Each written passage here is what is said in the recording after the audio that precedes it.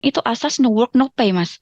Jadi Mhm. tidak bekerja, tidak dibayar, tetapi itu tidak boleh dijadikan sebagai alasan dari pihak pengusaha untuk melakukan PHK. Hai sahabat TCID, kalian sedang mendengarkan podcast Suara Akademia. Ngobrol seru isu terkini bareng akademisi. Hari Jumat kemarin, sosial media dihebohin dengan pengumuman dari Goto yang mem-PHK 1.300 karyawannya. Sebenarnya ini bukan menjadi awalan gitu, karena sebelum-sebelumnya sudah terjadi pemutusan hubungan kerja yang dilakukan oleh banyak sekali startup di Indonesia. Bisa kita lihat Shopee sebelumnya ada first layoff, habis itu juga diikuti beberapa waktu yang lalu. Ruang Guru juga melakukan PHK terhadap banyak pekerjanya. Kalau di luar negeri kita ngelihat Meta melakukan PHK juga, Amazon melakukan PHK. Jadi sepertinya winter is coming kalau ngambil istilah Game of Thrones ya. So welcome to Suara Akademia. Saya Muhammad Syarif, podcast produser dari The Conversation Indonesia. Kali ini kita bakal ngebahas soal pemutusan hubungan kerja yang lagi marak, tapi kita bakal ninjau dari sisi mungkin hukum ketenaga kerjaan, karena masih banyak banget nih pegawai-pegawai yang bingung apa yang harus dilakukan, terus juga bagaimana ngeresponnya. We'll talk about it, dan untuk kali ini kita bakal ngobrol sama salah satu dosen dari Fakultas Hukum Universitas Islam Indonesia. Sudah ada di Zoom kali ini, ada Mbak Mustika Prabaningrum Kusumawati. Halo Mbak, apa kabar Mbak? Alhamdulillah baik, Mas. Oke, Mbak Mustika, pertanyaan pertama nih, mungkin basic questions nih ya. Ketika ngedenger banyak banget PHK terjadi, especially di Indonesia nih, sebenarnya nggak cuma startup aja ya Mbak ya, banyak perusahaan manufaktur, perusahaan retail juga melakukan PHK gitu. What's on your mind nih Mbak Mustika ketika dengar banyak berita ini nih Mbak? Yang pertama pasti sedih ya Mas ya, karena kan kita sebagai manusia, kemudian kita dalam rangka untuk memenuhi kebutuhan hidup kita kan harus bekerja ya, tidak mungkin uang itu datang secara tiba-tiba. Kemudian tadi yang seperti yang sudah disampaikan oleh Mas Muammar di awal tadi pun juga sebenarnya untuk gelombang atau badai PHK yang terjadi saat ini juga sudah pernah terjadi di awal-awal pandemi COVID. Seperti itu ya. Mungkin bedanya kalau yang COVID kemarin kan edisi karena perusahaan memang terpaksa tutup dalam tanda kutip seperti itu sebagai dampak ya karena hadirnya COVID. Tetapi kalau yang belakangan terjadi memang banyak isu yang beredar di luar sana bahwa banyak negara baik Indonesia maupun negara lain itu akan mengalami resesi ya seperti itu. Yang jelas pertama itu sedih itu pasti dan turut prihatin terhadap teman-teman yang kemudian harus merasakan kehilangan pekerjaan di masa yang sangat kita masih baru ingin apa ya berbenah seperti itu berdiri kembali setelah kemarin dihantam dengan adanya pandemi COVID, tapi realita yang terjadi sekarang ya badai PHK terjadi lagi seperti itu, Mas. Oke, tapi kalau kita berbicara soal hukum nih Mbak, especially Iya, di hukum ketenaga kerjaan gitu ya, sebenarnya ada undang-undang yang ngeregulasi ini nggak sih? Kayak misalnya perusahaan mau PHK nih, ada aturan mainnya gitu. Ada nggak sih? ada, jelas ada, Mas. Jadi untuk basic payung utamanya itu ada di Undang-Undang 13 tahun 2003 tentang ketenaga kerjaan. Tetapi setelah hadirnya Undang-Undang Nomor 11 tahun 2020 tentang Cipta Kerja, khususnya di bagian klaster ketenaga kerjaan, itu kemudian memberikan dampak yang sangat signifikan berkaitan dengan ranah ketenaga kerjaan, khususnya dalam hal ini berkaitan dengan aspek pemutusan hubungan kerja. Kalau Mas Muammar kemudian beberapa waktu belakangan kemudian mengikuti proses terbentuknya Undang-Undang Cipta Kerja atau yang lebih familiar disebut dengan Omnibus Law ini kan menimbulkan polemik yang luar biasa ya Mas ya. Khususnya bagi teman-teman pekerja yang merasa bahwa hak-hak mereka sebagai seorang pekerja itu kemudian dipangkas. Apalagi kalau misalnya kita sangkut pautkan dengan aspek pemutusan hubungan kerja ini. Kenapa? Karena kalau terjadi sebuah pemutusan hubungan kerja itu kan hubungan kerjanya memang berakhir, tetapi tidak terus pengusaha atau pihak perusahaan lepas tangan. Mereka harus tetap memenuhi kewajiban di mana pihak pengusaha ataupun pihak perusahaan ini wajib memberikan pesangon, kemudian uang penghargaan masa kerja, atau kemudian hak-hak yang memang belum pernah diambil oleh pekerjanya. Nah, ini kemudian menjadi catatan luar biasa bagi teman-teman pekerja yang merasa dengan hadirnya Undang-Undang 11 tahun 2020 tentang Cipta Kerja ini bahwa ya hak-hak mereka kemudian semakin dikurangin Hmm. dibandingkan dengan aturan yang sudah ada di Undang-Undang Nomor 13 tahun 2003 tentang ketenaga kerjaan. Kemudian untuk peraturan pelaksana selain dari Undang-Undang Nomor 11 tahun 2020 tentang Cipta Kerja, dia punya PP yang berkaitan dengan pemutusan hubungan kerja ini, itu ada di PP nomor 35 tahun 2021 tentang perjanjian kerja waktu tertentu, kemudian alih daya, waktu kerja dan waktu istirahat, dan pemutusan hubungan kerja. Yang secara spesifik berkaitan dengan pemutusan hubungan kerja ini, dia diatur di pasal 36. Jadi ada pengaturan yang secara mendetail itu memang ada di 13 2003 dan di 11 Undang-Undang 11 tahun 2020, kemudian di PP 35 tahun 2021. Tetapi yang ingin saya tekankan di sini adalah ada perbedaan yang cukup signifikan ya Mas ya, dibandingkan dengan undang-undang yang ada sebelumnya, yang kemudian teman-teman pekerja merasa ya justru kehadiran undang-undang yang baru ini justru merugikan dan mengurangi apa yang sudah menjadi hak dari teman-teman pekerja atau buruh ini. Begitu Oke. Mas. Nah, ini jadi pertanyaan saya nih, Mbak. Kalau kita ngelihat kasus yang ada sekarang gitu ya, yang terjadi especially misalnya di Goto, atau mungkin kita berbicara Shopee dan startup-startup yang lain gitu. Kalau nge-refer dari mungkin kebijakan-kebijakan PHK sebelum COVID, biasanya kan pasti ada kayak one month notice kalau oke, tidak lanjut lagi. Dan ternyata ketika masuk di era pandemi, bahkan mungkin kita mau masuk awal-awal era post-pandemic ini ya, banyak PHK yang terjadi itu tuh kayak H-1, malamnya dapat email, paginya udah nggak kerja lagi tuh Mbak. Ini efek perubahan undang-undang kah atau gimana nih? Jadi sebenarnya ada perbedaan yang kemudian tadi ya berkaitan dengan PHK, selain tadi hak-hak yang norm itu sifatnya adalah normatif kemudian dipangkas dalam tanda kutip seperti itu, berkaitan dengan aturan main untuk melakukan pemutusan hubungan kerja pun juga menjadi hal yang perlu digarisbawahi ya Mas. Kalau dulu untuk melakukan PHK itu harus ada penetapan terlebih dahulu Mas, Hmm. penetapan terlebih dahulu, tetapi tidak demikian dengan hadirnya Undang-Undang Cipta Kerja. Jadi hanya sekedar pemberitahuan saja dari Oke. pihak pengusaha atau pihak perusahaan kepada siapa? Kepada pekerjanya. Nah, berbicara tentang PHK ini kemudian juga sebenarnya yang perlu digarisbawahi kan memang jenisnya kan tidak hanya dari pemutusan hubungan kerja yang dilakukan dari pihak perusahaan kepada si pekerjanya. Ada sebenarnya jenis-jenis yang lain, ada PHK demi hukum, kemudian PHK oleh dirinya sendiri, atau PHK oleh putusan pengadilan. Tetapi memang yang marak terjadi di dalam praktek adalah PHK yang memang dilakukan oleh perusahaan.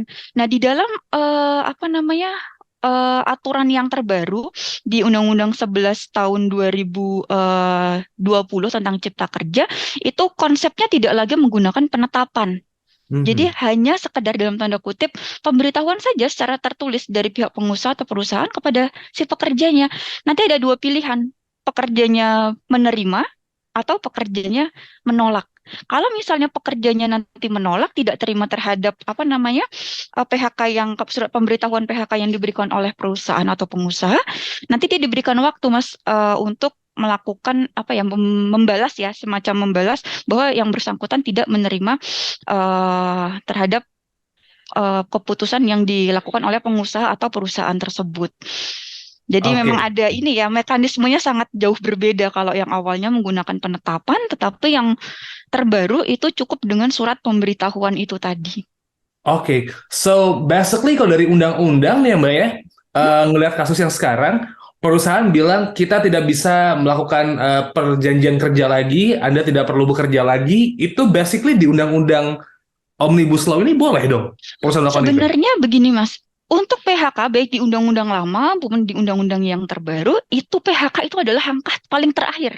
Hmm. Sebisa mungkin baik dari sisi pengusaha atau pihak perusahaan itu menghindari. Karena apa? Karena dampaknya tidak hanya kerugian ini ya, fisik no apa namanya istilahnya keuangan yang akan diderita dari sisi teman-teman pekerja, tetapi mentalnya pun juga pasti akan terkena sekali ya di sana. Nah, itulah yang ditekankan dari Undang-Undang 13 maupun di Undang 13 2003 maupun di Undang-Undang Nomor 11 tahun 2020. Sebisa mungkin pengusaha maupun perusahaan itu menghindari. Tetapi jika memang segala upaya yang telah dilakukan itu ternyata tidak bisa membuahkan hasil positif, tidak bisa menahan laju untuk mengambil langkah PHK ya diperbolehkan, tetapi dengan beberapa catatan seperti yang sudah diatur di dalam undang-undang. Dengan yang pertama dengan pemberitahuan itu tadi, kemudian nanti misalnya dari teman-teman pekerja tidak terima diberikan kesempatan untuk apa ya namanya semacam melakukan menjawab dari surat pemberitahuan PHK itu bahwa yang bersangkutan menolak. Misal pun sudah seperti itu sudah dilakukan, nanti bisa melakukan upaya upaya hukum ya, bisa kita katakan seperti itu ya Mas ya.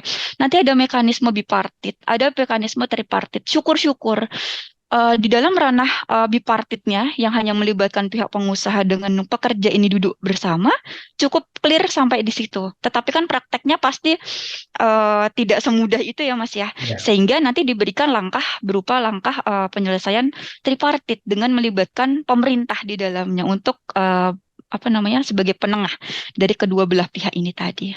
Nah, ini jadi menarik nih, Mbak Mustika. Ada 2 poin sebenarnya yang ditangkap dari obrolan sebelumnya gitu, dari pertanyaan sebelumnya. Mungkin yang pertama dulu kali ya, ngebahas soal PHK adalah pilihan terakhir gitu. Nah, sebenarnya kondisi yang seperti apa nih, Mbak? Yang dari undang-undang itu tuh memperbolehkan bahwa perusahaan ini boleh nih melakukan PHK nih gitu. Kalau dari undang-undang ya, apa yang membuat perusahaan itu boleh ataupun tidak melakukan PHK nih, Mbak? Sebenarnya ada banyak sekali ya Mas ya alasan yang diperbolehkan dari pihak perusahaan atau pengusaha untuk melakukan PHK terhadap para pekerjanya. Tetapi yang saya ingin titik beratkan di sini biasanya alasan kesalahan berat yang dilakukan dari teman-teman pekerja yang itu memang tidak bisa dilakukan toleransi seperti seperti perbuatan pidana yang memang itu dilakukan oleh teman-teman pekerja atau teman-teman buruh itu yang memang sangat tidak ditolerir oleh undang-undang. Selain itu dikenal juga dalam ranah ketenaga kerjaan itu asas no work no pay Mas. Jadi tidak bekerja, tidak dibayar. Tetapi itu tidak boleh dijadikan sebagai alasan dari pihak pengusaha untuk melakukan PHK terhadap teman-teman pekerja. Karena apa? Karena pada kondisi-kondisi tertentu memang kita sebagai pekerja bisa untuk memanfaatkan kesempatan dalam tanda kutip di sini untuk tidak bekerja. Seperti saya sebagai seorang pekerja perempuan, saya kodratnya itu adalah apa namanya sebagai seorang ibu hamil kemudian melahirkan dan keguguran, mungkin nauzubillah misalnya keguguran, ketika saya di posisi seperti itu, pasti saya tidak akan bekerja. Ya kan? Dan itu tidak boleh dijadikan sebagai alasan dari pihak perusahaan untuk mem-PHK saya. Jadi balik lagi tidak kemudian asas no work no pay ini kemudian berlaku secara mutlak. Ada alasan-alasan tertentu yang dibenarkan oleh undang-undang ketika seorang pekerja itu tidak bekerja, dia tetap harus dibayar dan tidak boleh dilakukan yang namanya pemutusan hubungan kerja. Seperti itu, Mas. Nah, ini jadi menarik juga nih, Mbak. Poin kedua dari obrolan yang tadi adalah berbicara soal apa ya, pegawai itu bisa mengajukan keberatan nih. Mungkin ini banyak yang nggak tahu ya, karena ketika udah di PHK gitu, oke, saya udah nggak kerja lagi, dan kebanyakan pekerja malah mikir what's next gitu loh, karena bisa jadi perusahaan malah nggak ngasih tahu pesangon gimana, habis itu juga mungkin ada beberapa hak yang lain gitu kan. Kalau emang pengen nge-counter dalam tanda petik nih Mbak, perusahaan memutuskan hubungan kerja gitu. Habis itu ketika karyawan pengen, aku nggak terima nih misalnya gitu kan. Apa yang harus disiapkan dan dilakukan awal-awalnya nih Mbak kalau emang pengen apa ya, merasa keberatan dengan keputusan perusahaan gitu. Oke, yang pertama yang ingin saya infokan juga berkaitan dengan ketenaga kerja ini khususnya PHK, itu mayoritas teman-teman pekerja takut Mas untuk mengapa ya istilahnya menuntut apa yang menjadi hak mereka. Makanya tadi saya katakan di awal, ketika PHK itu terjadi, tidak kemudian serta-merta membuat pihak pengusaha atau perusahaan saat itu sudah selesai. Justru dengan selesainya hubungan kerja itu berakhir, ada hak-hak yang itu memang apa namanya bisa dituntut oleh teman-teman pekerja, ada kewajiban yang masih harus ditunaikan dari sisi perusahaan atau sisi pengusaha. Seperti itu. Tetapi memang mayoritas sekali teman-teman pekerja malas Mas dalam tanda kutip untuk memperjuangkan itu daripada saya harus berhadapan lagi dengan pihak pengusaha atau perusahaan, lebih baik saya hidup tenang dengan mencari pekerjaan yang lain. Tetapi ini kemudian menjadi berbalik ya Mas. Ketika kita melihat fakta di lapangan dengan hadirnya COVID kemarin, justru berbondong-bondong teman-teman pekerja itu bersama-sama untuk menuntut hak-hak mereka. Saya tidak tahu apakah mungkin karena ininya efeknya adalah kalau COVID kemarin ribuan ya, bahkan ratusan ataupun ribuan, sehingga mereka bisa kompak. Tetapi kalau misalnya yang terjadi itu hanya 1 atau 2, itu biasanya untuk tendensi untuk istilahnya melawan dalam tanda kutip terhadap perusahaan atau pengusaha itu rada males ya dalam tanda Hmm. kutip seperti itu. Kemudian untuk yang keberatan itu tadi memang diberikan mekanisme untuk mengajukan yang namanya keberatan dari sisi pekerja jika tidak terima terhadap keputusan PHK yang dikeluarkan atau yang diberikan oleh pihak perusahaan. Itu ada waktunya maksimal 7 hari kerja seperti itu. Jika memang itu sudah dilakukan, kemudian nanti akan melalui proses bipartit itu tadi, Mas. Bipartit itu proses antara hanya kedua belah pihak saja, dari pekerja berhadapan dengan pihak pengusaha atau perusahaan, tanpa melibatkan pihak lain. Seperti itu. Jika memang nanti bipartitnya gagal, baru nanti bisa apa namanya naik lagi ke ranah tripartit dengan melibatkan apa namanya mungkin bisa memilih dengan mediator hubungan industrial di sini sehingga bisa duduk bersama mencari titik temu.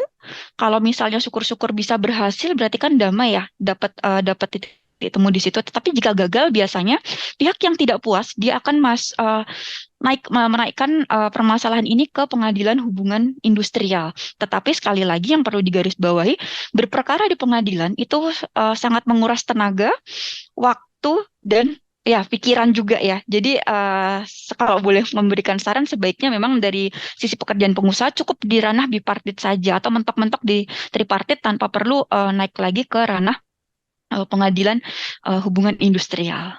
Nah, ini yang jadi menarik nih Mbak. Ketika pada akhirnya nih PHK udah terjadi gitu ya.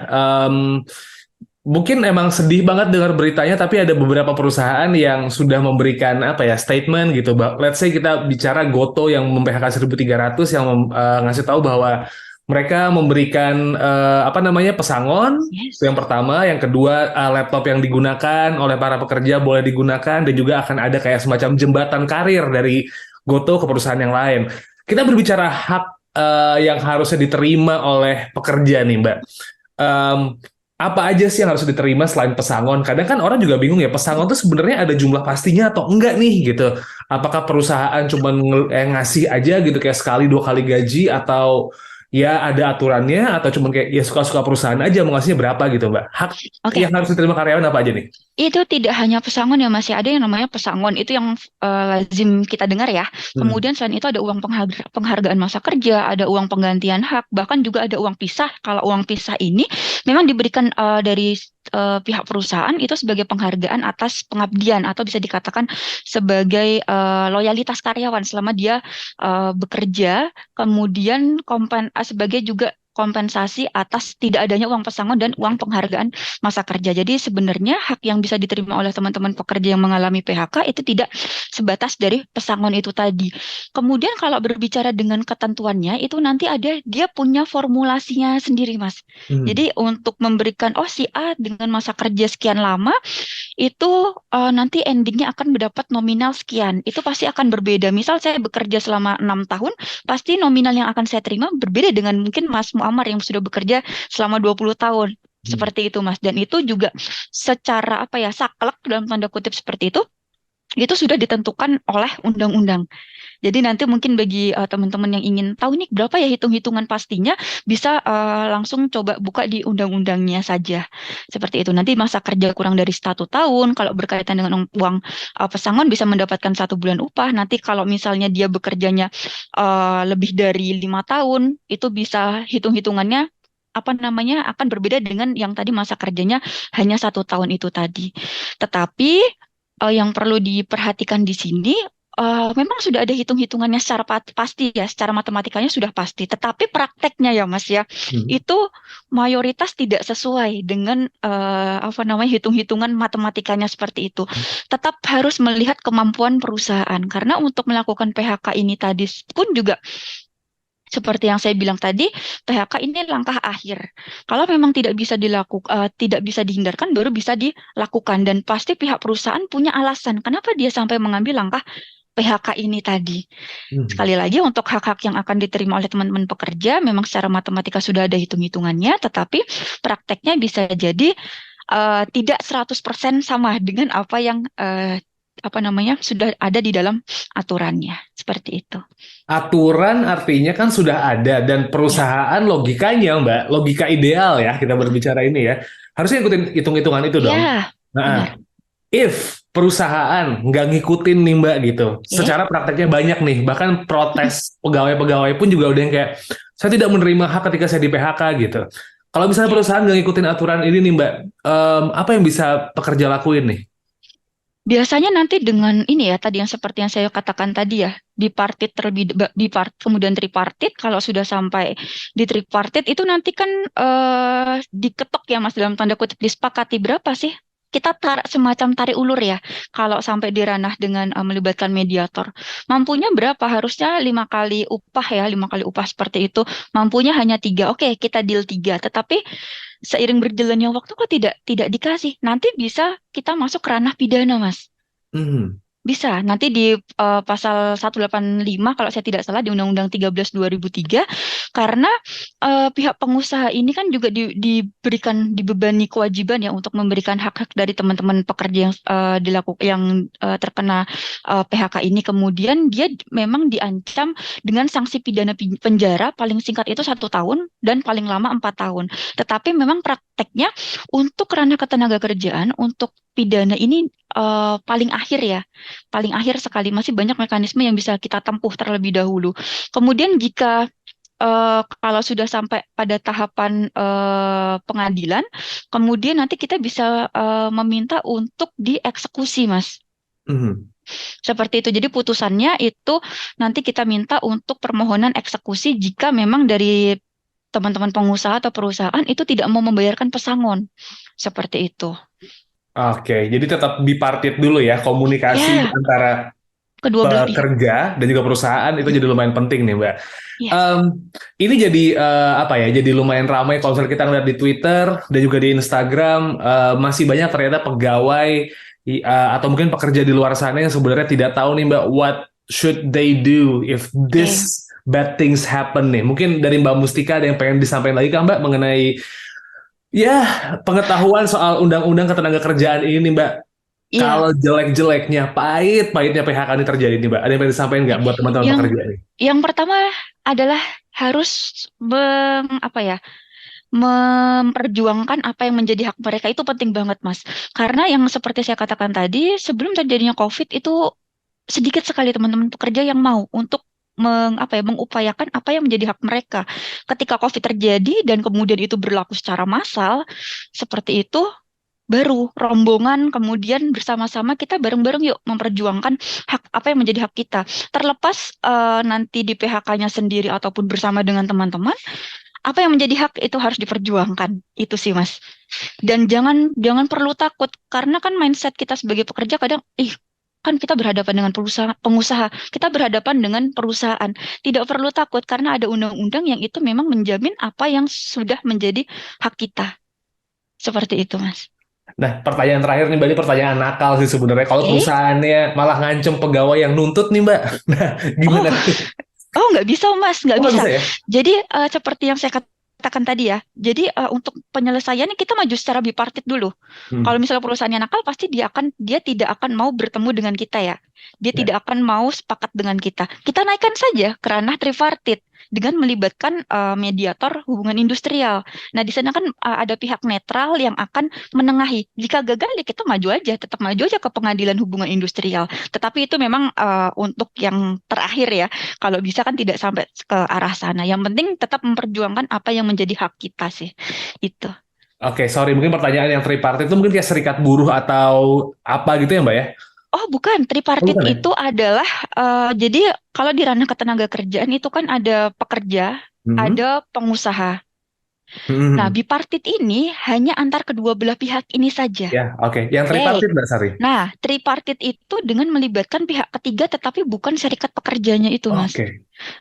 Biasanya yang di dalam praktek itu melibatkan mediator hubungan industrial yang ada di kantor dinas tenaga kerja. Okay. Sebagai pihak yang itu adalah netral di situ.